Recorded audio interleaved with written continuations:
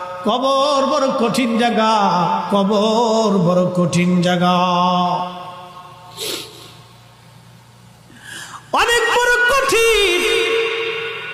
এই কবরখানা দেখে উসমান গনি জিন্নুরাইন কবরের পাশে দাঁড়ায় দাঁড়ায় থরথর থরথর করে কাঁপতেন।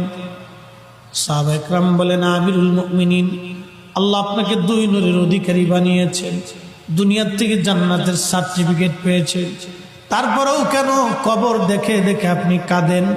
উসমান গনি বলতেন, সাহাবীরা রে, আমি আমার মাশূকের জবান থেকে শুনেছি এই কবর হলো প্রথম ঘাঁটি, এই কবর প্রথম ঘাঁটি।